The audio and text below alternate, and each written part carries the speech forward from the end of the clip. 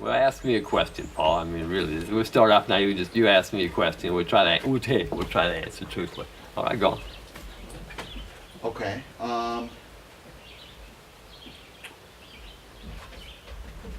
What's your philosophy on life? Oh, life is what it is. You know what I mean, life is a power beyond our conception, is what I believe.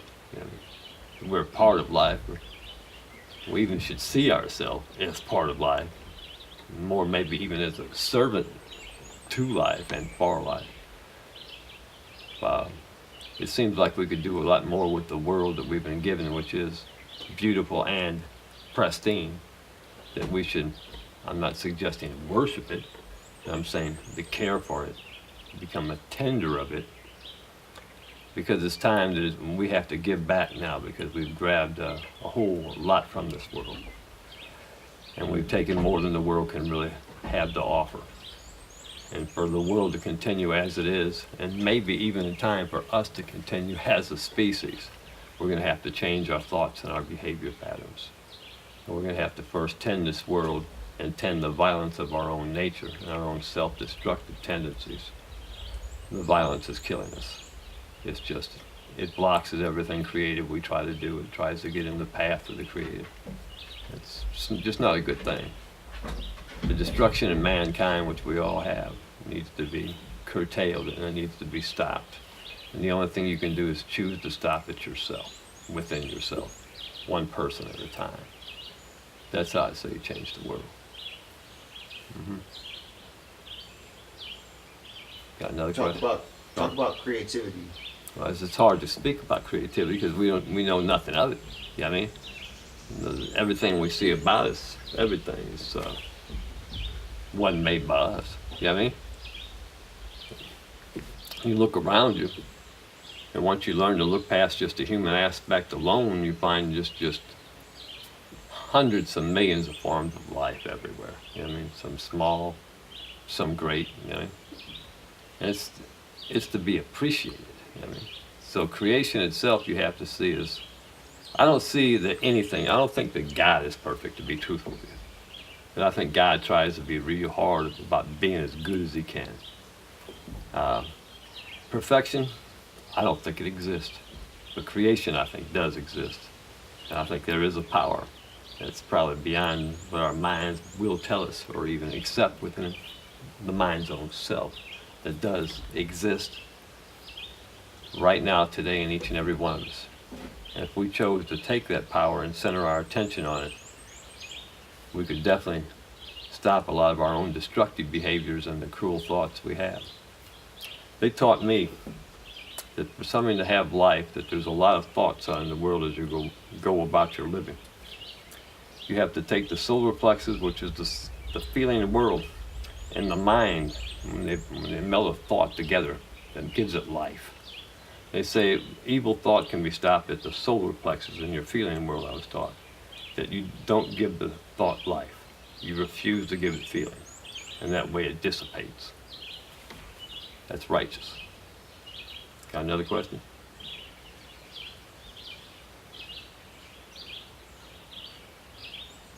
What do you want people to, where do you hope your music goes? Well, you know, I can only hope my music first is heard. That's not heard, you know, first heard, of course. And enjoyed, one hopes. You know what I mean? Like, you can't tell a person what to think. You can't tell them what to feel. A person's going to like what they're going to like. They're going to, hopefully, at least if my music's heard by someone, I'll know if they like it or not.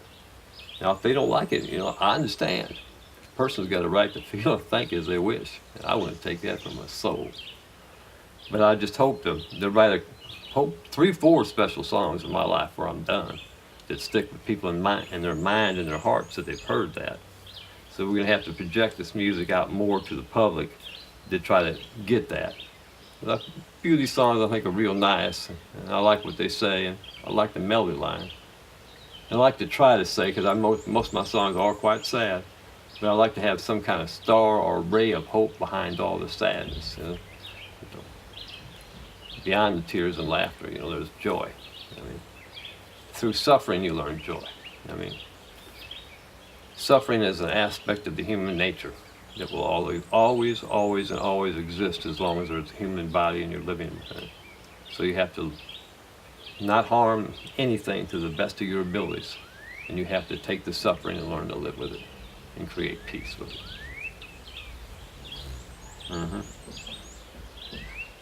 Gautama Buddha.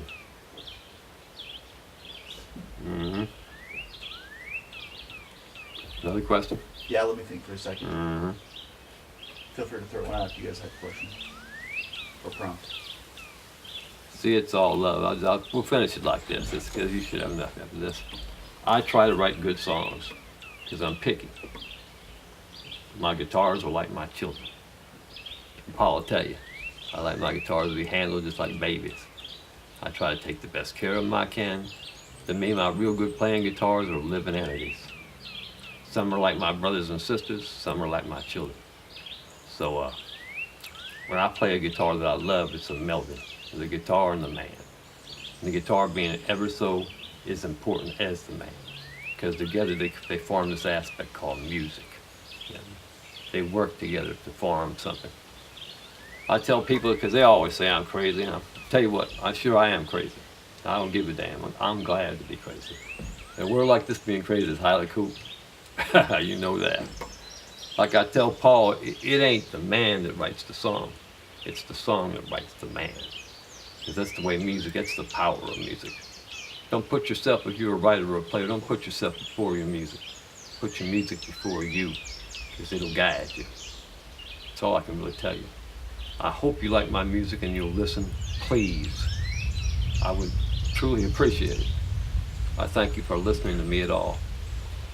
They asked me one time, they said, "Who are you?" A guy seen me at a club I was out at, and I just told him, because, I'm just common man, common person just like you guys. He says, "Who are you?" The man said. I said, "Mister, I'm just a man out walking." That's all I am. That's the end. How many songs have you written? I have no idea. I don't even want to know. I'm not interested in knowing. I don't want to clutter my mind with that. I don't.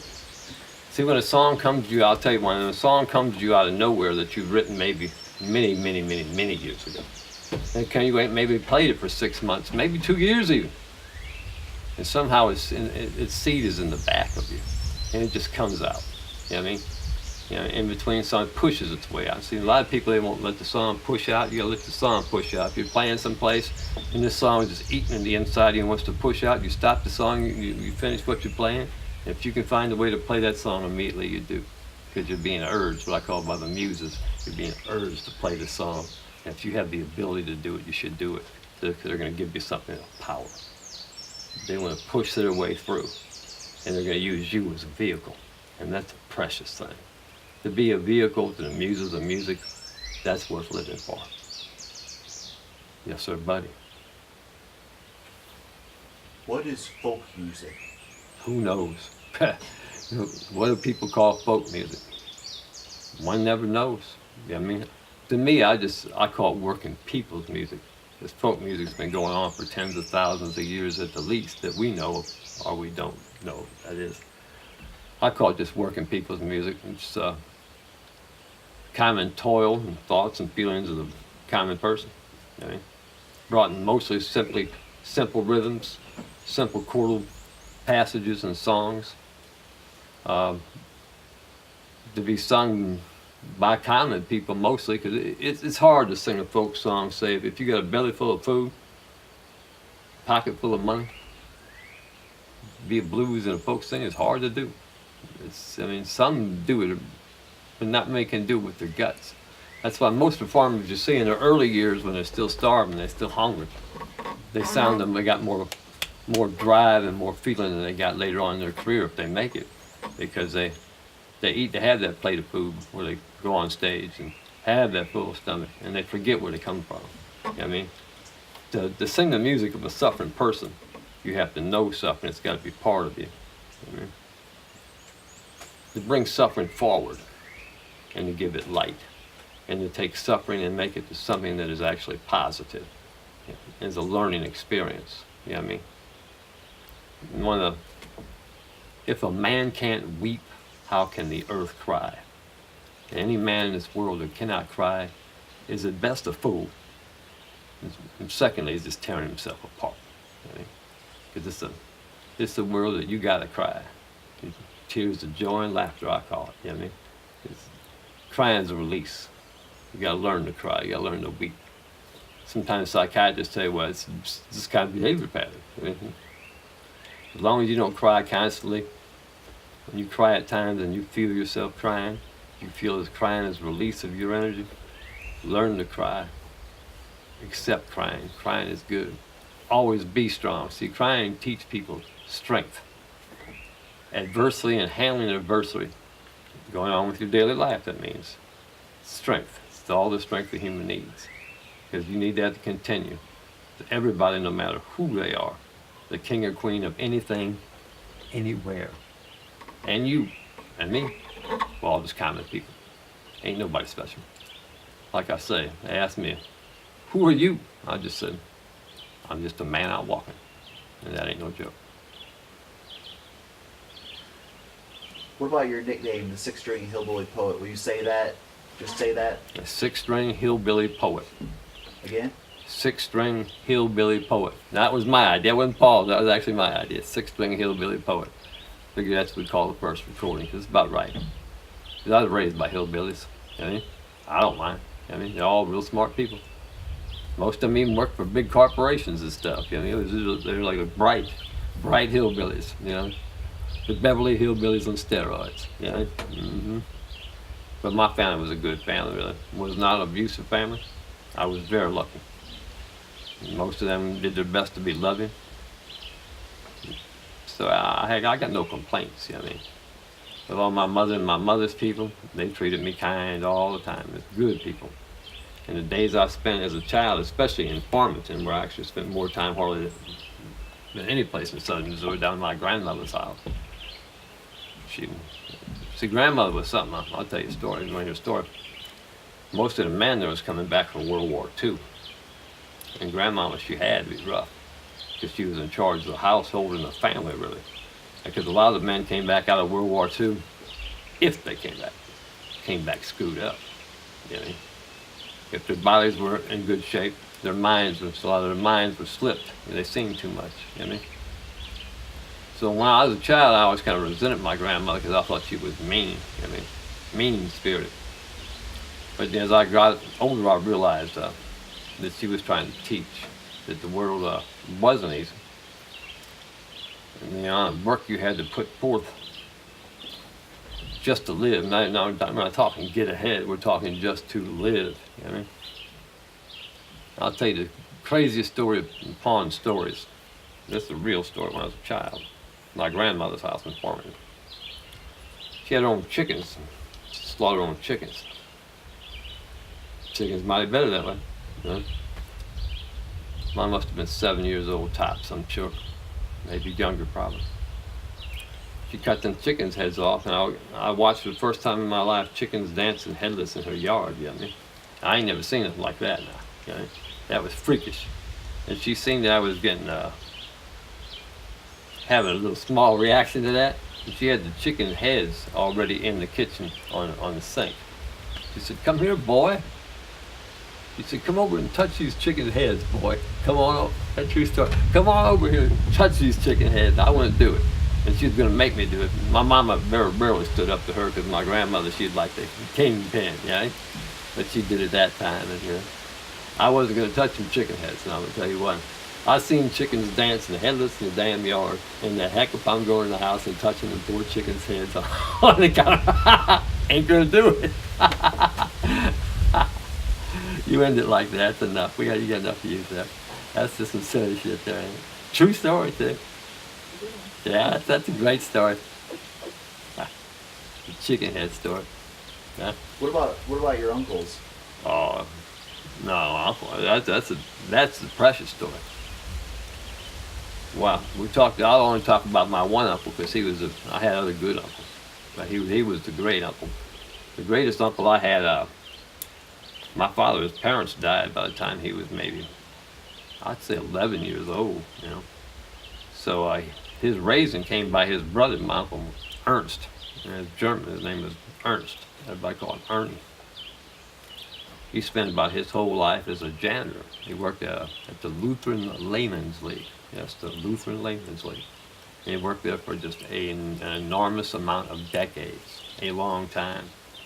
He was just an old man who walked too much and maybe lugged a little bit too there. And by the time I knew him at the end, his body was fairly beaten. But he was a loving man and a good man, had a harsh word for nobody. I heard him maybe say 2 or 3 bad words about anything. And I knew him for many, many, many, many, many, many years. It was precious. The great story is a janitor, a lowly janitor, passes away. And he knew all these preachers, all these Lutheran preachers from all over the country. And when the old man passed away, just a lot of these preachers from all these churches all over America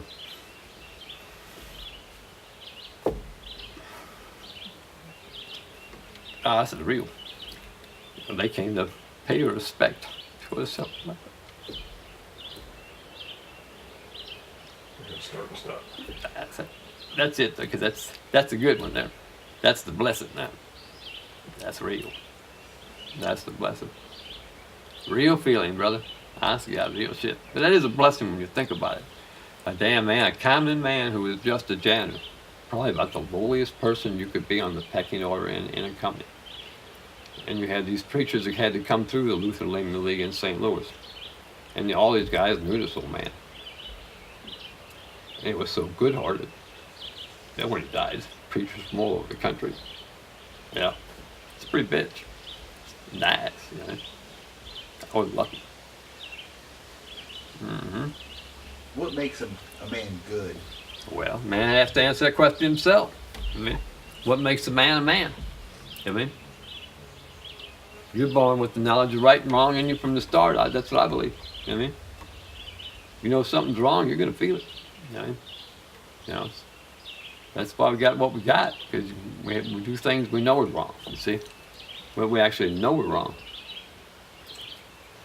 When you got a feeling you're about to do something and something tells you not to do it, then don't do it. You know, no matter how much you think you're going to enjoy it, don't do it. You're going to pay for it later. Usually the payment's strong. You know? Don't do evil. You know, evil is not necessary. Evil is something that, 1, that shouldn't exist to begin with, and 2, is something that shouldn't be allowed to live another second in this world. So it's every single one of our responsibilities to stop evil in ourselves, and our very best and the most compassionate way to try to stop evil in the whole world. Because really that's the only choice we're going to have to survival. This evil, violence, and the destruction that our spirits are creating in this world is disrupting the entire world, the planet, our species.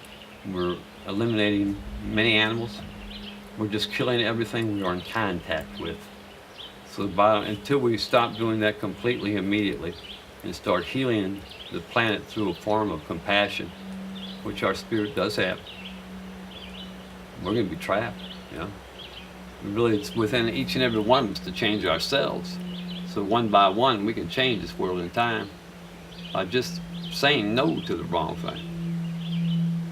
Hard to do, but it's a necessary thing for yourself, for me, I mean, the people you love.